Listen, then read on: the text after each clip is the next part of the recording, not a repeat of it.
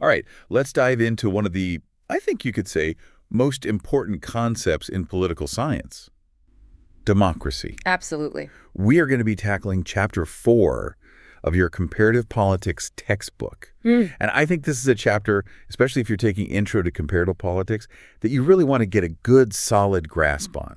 It is. Democracy, it seems like a simple concept. Uh-huh. But as we're going to talk about today, there's so many layers to it, from its historical roots all the way to how it plays out in the world today. It really is. I mean, we throw this term around, democracy, but then when you really stop and think about it, you're like, well, what does that actually mean? Right. It's one of those things like that saying that, democracy is the worst form of government except for all the others. Yeah, it's true. It's definitely messy. It's challenging, but it's also incredibly important. It is incredibly important. And so that's what we're going to be doing in this deep dive. We're going to be taking this Chapter 4 and really kind of getting into all the nitty-gritty. Think of us as your cheat sheet to understanding democracy in all its forms. Yeah, we're going to be going through all the core principles, exploring all the different flavors of democracy out there, and really highlighting what makes each one tick. So yeah, are you ready to jump in? Let's do it. So first things first. Yeah. Let's define democracy. Okay. So we always hear about this idea of power to the people, but how does that actually play out in the real world? Yeah, that's a great question. So if we start with the word itself, democracy comes from ancient Greece, and it's made up of two parts: demos, meaning people, and kretos, meaning rule or power. Okay. And that's a good starting point, because those early forms of democracy, like we saw in ancient Athens, were really all about direct citizen participation. Wow. So can you imagine, being able to vote on every single law or policy? Well, that's a lot of pressure. Right. That's a lot to put on the people, but it's also, I think, pretty cool. Yeah.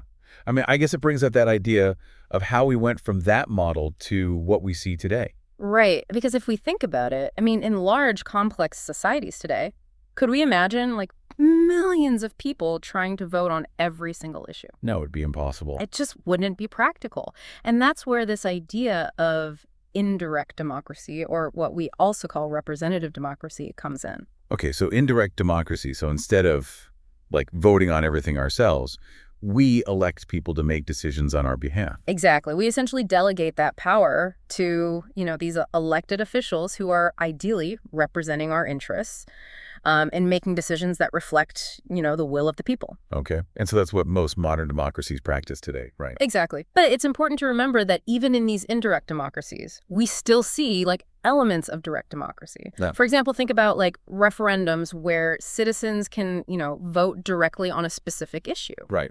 So it's not always this clear cut, it's direct or it's indirect. It's more like a spectrum. Gotcha. So there are different levels of citizen participation in these systems. Yeah. Okay, that makes sense. But I think it's also really important to point out that just having elections, just going through the motions of electing someone, doesn't make a country a democracy, right? You are absolutely right. There are a lot of countries out there that will say they have elections, but there are all of these other essential ingredients that have to be present for it to actually be considered a democracy. Mm-hmm. What do you think are some of those things? Well, I mean, the first thing that comes to mind are free and fair elections. Of course. Right. So everyone should have the right to vote, assuming they're eligible. Yeah. There shouldn't be any intimidation. There shouldn't be any coercion. Everyone's vote should be counted equally. That's a great one. And those elections have to be, regular. There has to be real competition between candidates and parties. But thinking bigger picture, think about what it means to actually have a voice in a democracy. What do you think that includes? I would say, you need to be able to express your opinion, even if it's unpopular. And you shouldn't be punished for that, right? Exactly. And that's where we get, these civil liberties like freedom of speech, freedom of religion, freedom of the press, freedom of assembly. And these liberties are so important because they allow you to criticize the government, to organize with others, to advocate for change, to, really speak your mind. So they're really the bedrock of a functioning democracy. Yeah. And I think along those lines, you also have these civil rights. Absolutely. So things that are protecting you from being discriminated against, whether it's because of your race, your religion, your gender, your sexual orientation, things like that. Right. And so all of that kind of boils down to this idea of rule of law. Okay. Which essentially means that everyone in a society, including those in power, are subject to the same laws. and everyone has equal access to justice. So it's really about ensuring that there's this level playing field and that the rights of all citizens are being protected. So it's not just, like I said, about having the election. It's about making sure that your voice matters, that your rights are protected, and that you're not subject to, like, arbitrary or discriminatory treatment from the government. Exactly. And I'm thinking, so this kind of all plays into what our textbook calls liberal democracies. Yes. So when we talk about liberal democracies, we're really talking about this idea of individual freedom and making sure that the power of the government is limited and accountable to the people. Okay. And I think that's a great kind of introduction. But I'm wondering, how does this play out in different democratic systems? Yeah. So I'm thinking about, the U.S. has a very different system than, say, the U.K. or France. So can we get into that a little bit? Absolutely. So that gets to the heart of, like, the real fascinating variety of democratic institutions that we see in different countries. And so our textbook kind of focuses on two main types of democracies. We have presidential democracies and parliamentary democracies. Okay.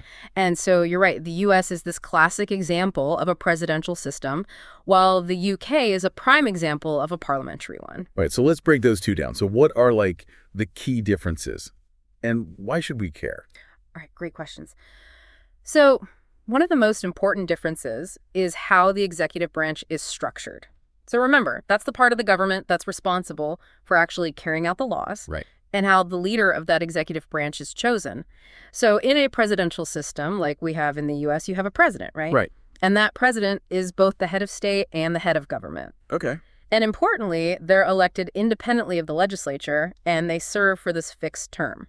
Okay, so even if Congress doesn't like what the president's doing, they can't just vote them out of office. Yeah. Exactly. So there's this clear separation of powers between, the executive and the legislative branches.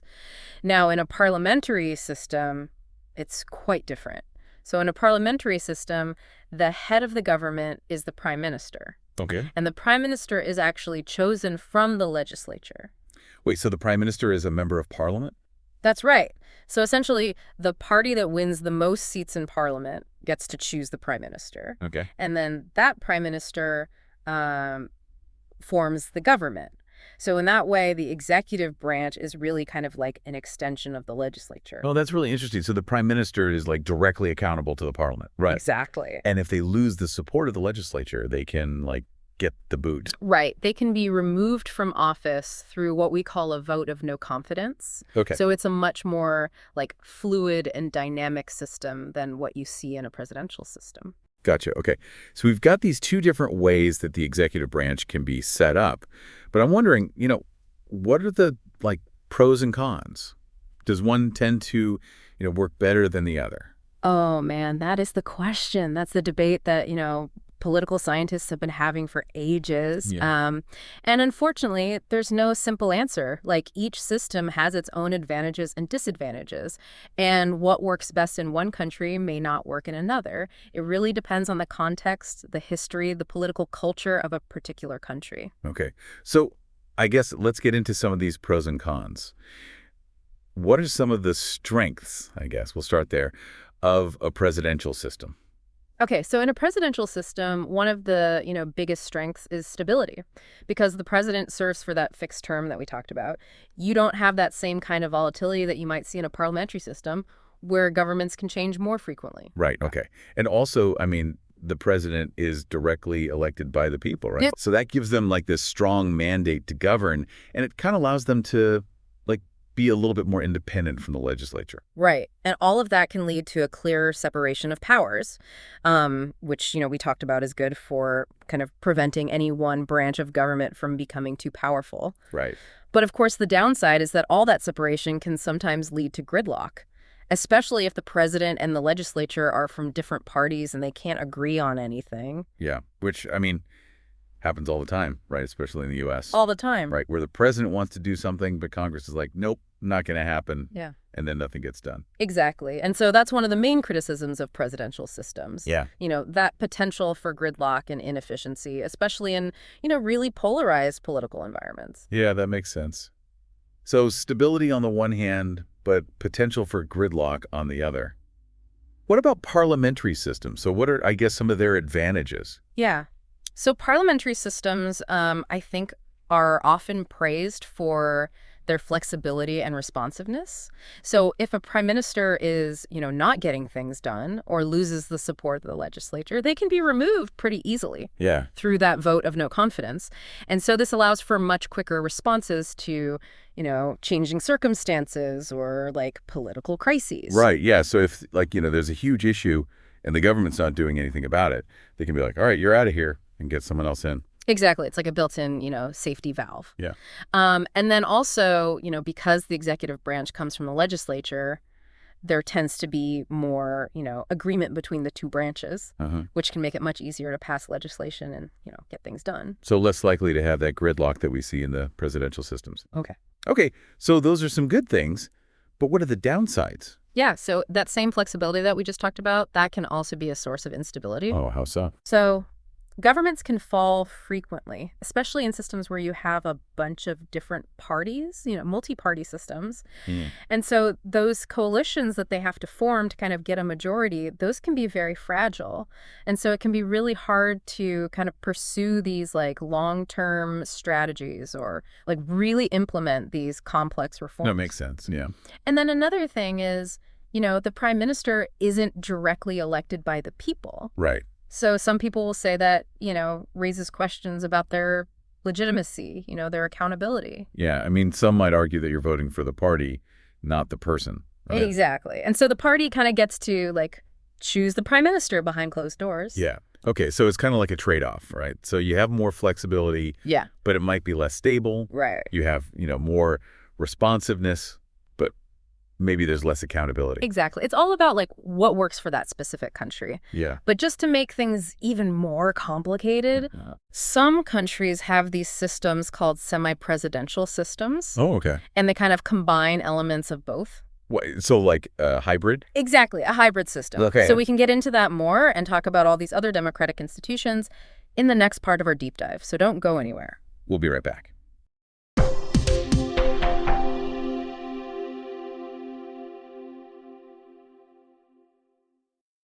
So you were telling us about these semi-presidential systems, these hybrids.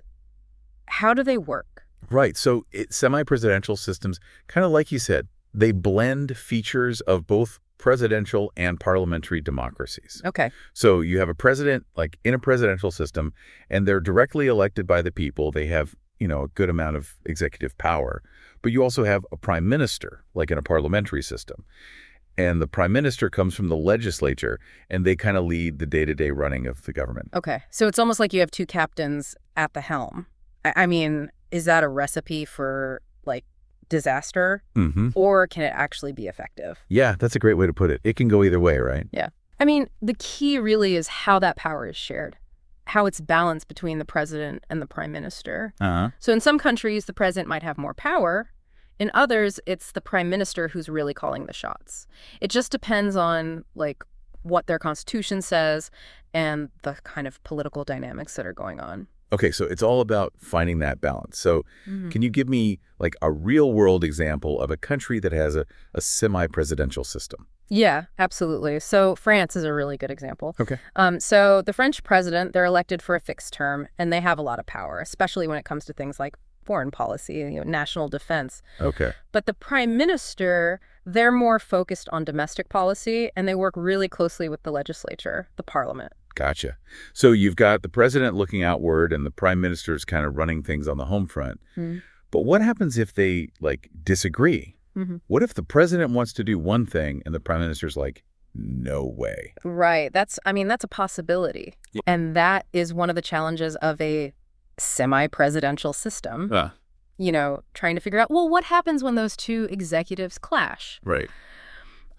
If they come from different political parties, it can lead to what's called cohabitation. Cohabitation? Yeah, or basically they have to learn to cooperate. They have to compromise, even though, they come from different perspectives. Kind of like, I don't know, roommates who don't really get along, but they have to figure out how to live together, right? Yeah. That's a perfect analogy. And I think that's politics in a nutshell, right? Yeah. It's all about working together even when you don't agree. Yeah. I mean, it kind of makes me think about, like, electoral systems, right? So those are like the rules that determine how people actually vote and how those votes get counted and how that translates into, seats in the government. Absolutely. And I don't know, why do we have all these different electoral systems? Why can't it just be like whoever gets the most votes wins? Why does it have to be so complicated?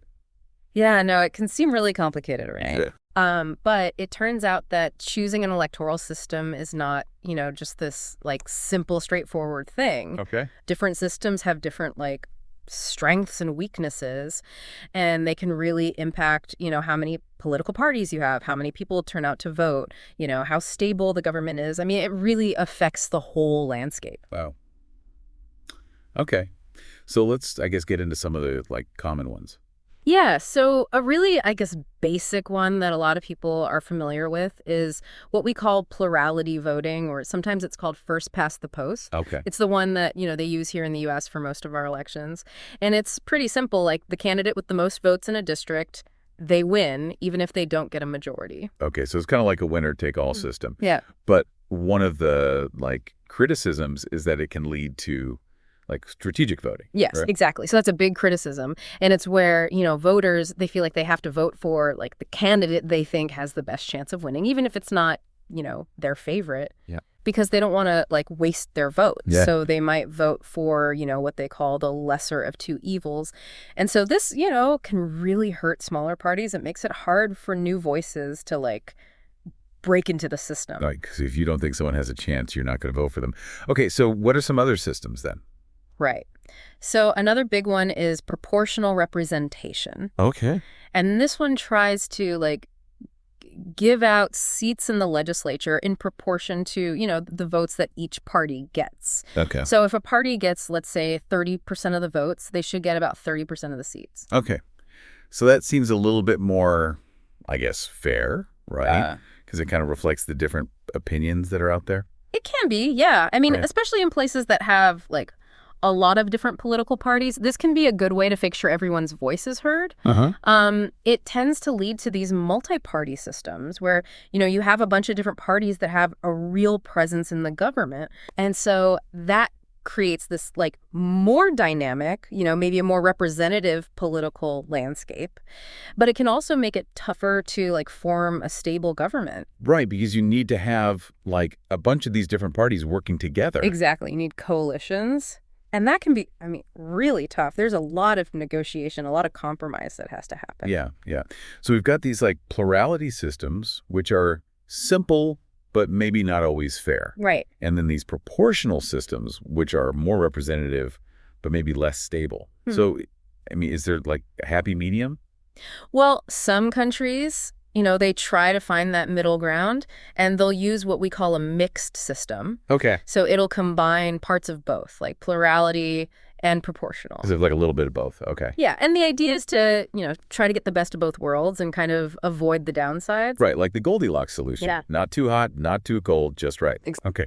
And this is so interesting because we're seeing how, these rules, these electoral systems, they really shape the entire political landscape. For sure. And speaking of shaping the political landscape, we can't forget about, political parties. Right. The parties, those like groups of people who have similar ideas about how the government should be run. Exactly. It's funny because, the founding fathers here in the U.S., they weren't huge fans of political parties. You really weren't. Right. They thought, parties would just cause division and lead to, like, instability. Yeah. They wanted these, like, independent-minded leaders making decisions based on, reason and what's best for the country. But, history shows us that parties are, like, almost inevitable in a democracy. Yeah, when you think about it, parties really do help organize things. They bring people together, they get voters excited. Yeah, they simplify things. Yeah. Right. Like, they lay out their platform. You can kind of figure out, okay, do I agree with this or not? Right. And they act as, this intermediary between you, the citizen, and this very complicated world of government. Yeah. They help you, kind of make sense of it all and give you a way to, like, get involved. Right, right. But of course, parties can also be a source of, polarization and gridlock. Oh, absolutely. Especially in places, like the U.S., with, this strong two-party system. Right. You kind of feel like you're always choosing between, like, two extremes. Yeah. And it's important to remember that, how parties are structured, how they act, it really varies across democracies. Uh-huh. So some places, have a ton of different parties representing all kinds of ideas, and others have just a few, like, really big dominant parties. And that's kind of where we see, like, that connection back to the electoral systems, right? Absolutely. So proportional representation, you tend to get more of those multi-party systems. Right. Whereas, places like the U.S., with that plurality system, you tend to see, two big parties dominating. Exactly. So understanding how those two systems work together is, really important for, like, figuring out how democracies function. Okay, wow. We've talked about, like, semi-presidential systems and electoral systems and political parties. That's a lot. Yeah, we've covered a lot of ground. So, now the big question is, how do democracies, become strong? How do they become lasting? How do they avoid, like, falling back into, some kind of authoritarian rule? Right. That's the heart of it all, right? It's this idea of democratic consolidation. So we've been talking about all these different pieces of a democracy, the institutions, the systems, the actors. But I think now we have to ask that really big question. How do democracies become, stable? How do they last? How do they avoid backsliding? Right. That's what we call democratic consolidation. It's basically the process of a new democracy, It starts out fragile, it's uncertain, and it has to kind of solidify, become stronger, and really turn into this long-lasting system. So it's not enough to just have elections.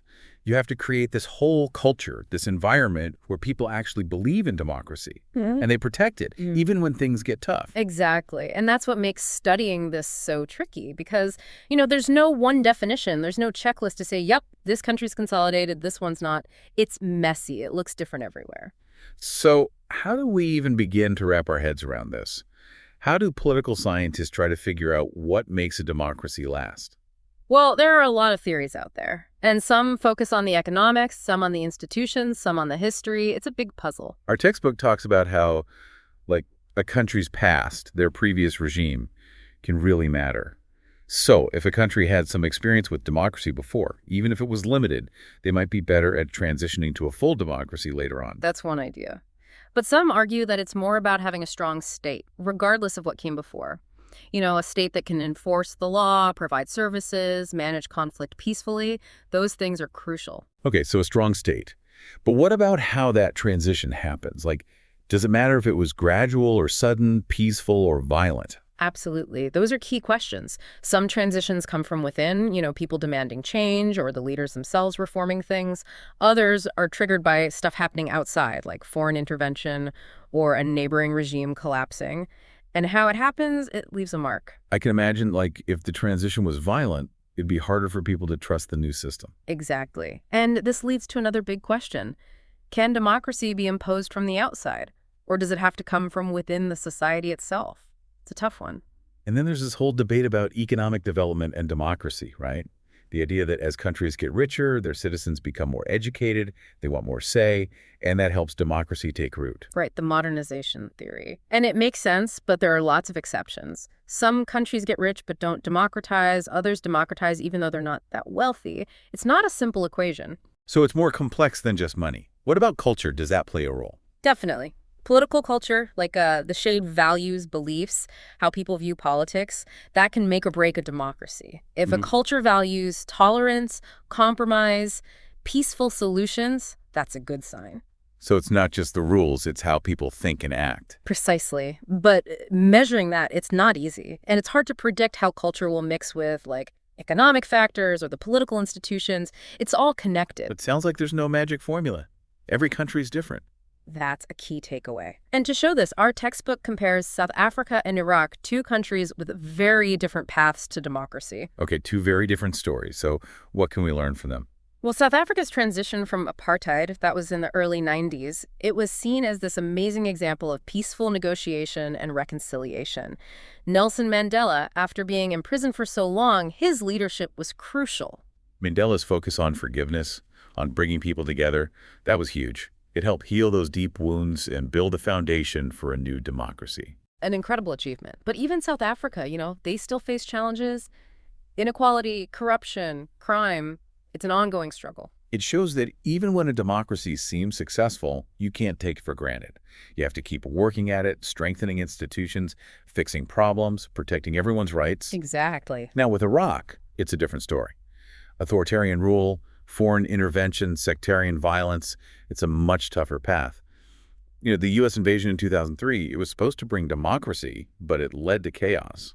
Yes, the country fell into a brutal civil war, and those fragile democratic institutions, they couldn't really take hold amidst all that violence and instability. It shows that democracy can't be forced. It needs the right conditions, people willing to compromise, a sense of unity and trust in the process. It's complex. So, after all this, what's the big takeaway about democracies? I think it's that democracy is a journey. It's always evolving. You have to be vigilant, you have to adapt, and you have to believe in those core principles. Free elections, rule of law, individual rights, peaceful transitions. Those are the pillars. And we've seen how democracies can look so different. Their paths are unique, shaped by their past, their culture, their context. There's no one-size-fits-all. But what matters is that people stay involved, they stay informed, they hold their leaders accountable, and they participate in shaping their own future. That's what makes democracy work. Because in the end, it's about more than just rules and structures. It's about people governing themselves. And on that note, we wrap up our deep dive into the world of democracy. It's complex, it's challenging, but it's definitely worth exploring.